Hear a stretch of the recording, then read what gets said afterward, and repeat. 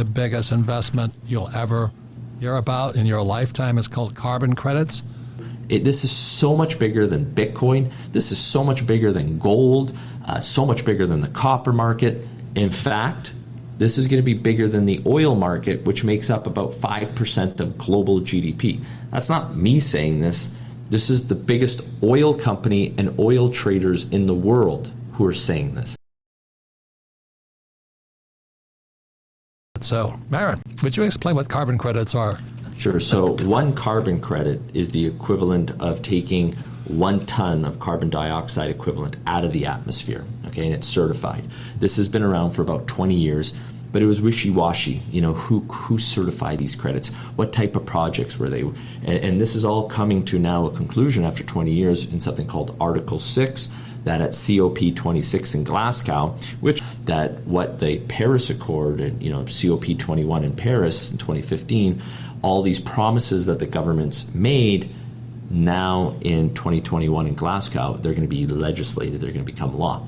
The investors are catching on to this, and more importantly, Shell, Exxon, BP, they're all in the market trying to figure out how do we buy this, because we know this is where it's going. And this is the one thing that if you're watching this video and you're like, okay, obviously if you're watching Rich Dad, Poor Dad, you already want to have more in life. You want to do better. You want to improve your financial situation. And I believe personal freedom through financial independence. That's been a thing. Like, I grew up with immigrant parents. We didn't have much. We had a lot of love, incredible family, but I didn't start out with much. But this is an opportunity. Anybody watching this, whether you're me or the person watching this, we're all on the even foot when it comes to carbon credits. Whether you're in Moscow or in Africa, Argentina, you're in Brazil, anyone with a will, there is a way to do this. And you don't need, you know, to be worth billions of dollars to get into this. Where, you know, if you want to buy a gold mine, it's going to cost you a lot of money to buy this thing and develop it and the equipment. We know about that. This is a different game. So how are the carbon credits created? Sure. So, Who creates this? So let's just say one of the world's most famous carbon credit projects, I'd compare it to the old Homestake gold mine in South Dakota, was something called Rimba Raya, which was originally slated to be clear-cutted for a palm oil plantation, right? Kit Kats. And all this palm oil demand that globally in North America and China was requiring. Well, that's going to have huge effects from a biological standpoint, from chimpanzees to monkeys to just the whole biosphere aspect. So what happened was a group came involved and said, hey, don't chop this down for palm oils. We are going to use this as a project to protect and inhabit the potential to grow the trees and maintain these trees so there is no deforestation, to be able to absorb the carbon out of the atmosphere, and you can calculate that, and it's certified by a company called Verra. Think of Verra as like the PricewaterhouseCoopers of accounting world in the carbon credit world. And the company that bought that, you know, PwC, Delta Airlines, Google, Facebook, all of these global companies have recognized this as like the prime Homestake or the Gold Strike, you know, the tier 1 asset. So now Delta Airlines, when you go on a flight, Robert, you and I were talking about this on your last flight, when you go even book a flight on Google Flight or whatever, it has the price and then it has your carbon footprint. And now the airlines have committed to offsetting their carbon footprint. So that's how you go and create carbon credits. You have to have a project, and you have to have something called additionality factor. What are you doing to this project to prevent the deforestation? And by having this carbon credit certified, that you're adding value to the whole system that you have to be certified. So it's not like you just go to Central Park and say, I'm going to get carbon credits from this. You have to prove there's an additionality factor. So, was it going to be clear-cutted or whatever? So then you take those credits and then you can sell them to companies like Shell, BP, Exxon. So just to put this into perspective, there's about 200 million tons of carbon credits that are going to be certified this year in 2021. If Shell and Exxon wanted to just offset to meet their new board commitments, like they've been legislated, they have to do this, just those two companies would purchase over 100%. There's not enough carbon credits.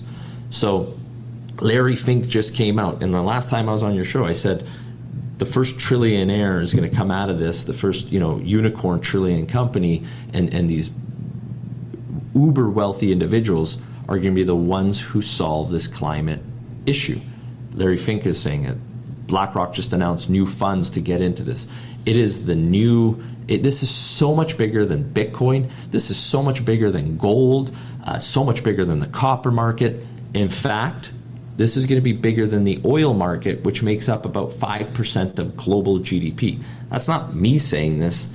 This is the biggest oil company and oil traders in the world who are saying this. Well, let's take all the other oil companies. Exxon, our internal numbers show about $25 billion of write-downs. Shell, same thing. So all these oil companies are sitting there going, oh crap, all these pension funds who've invested with us because of our dividend and our value, when you write down, that's a huge significant devaluation. Now what happens on debt covenants? These companies have incredible high debt. So the derivative effect, right, that happens in the bond market and all the debt covenants get breached because you have to have a certain price to your book value and all these covenants that you can't violate off of your debt.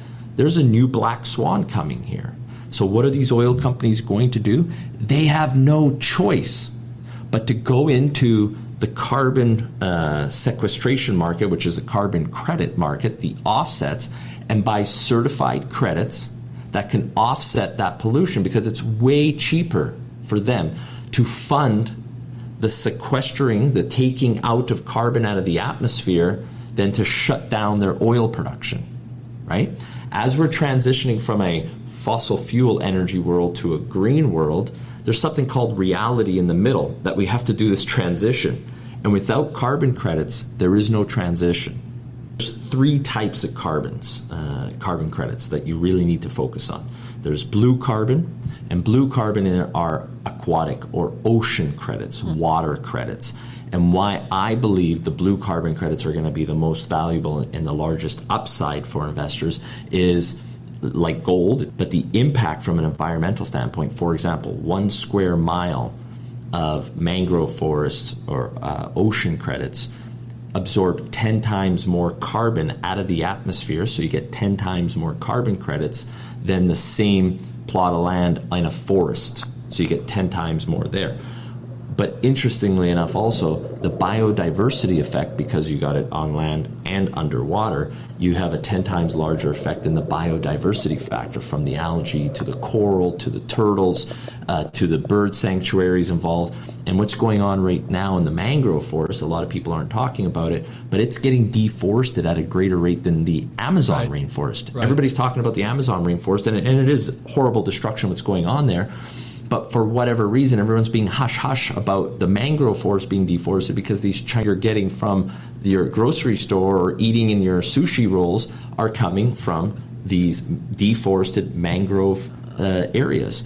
So that's why blue carbon credits are going to be worth so much, and they are in the market right now. They're the most valuable credits. Then you have green carbon credits, so think of those as green, forest on land. And then you have white carbon credits, which are the air credits, the airline credits, or the energy fuel switching credits. If you have a utility that used to produce energy from coal and they're switching to, say, wind farm, they're going to get a carbon credit for that difference because they're not emitting pollution out of the atmosphere. So there's blue, green, and white carbon credits.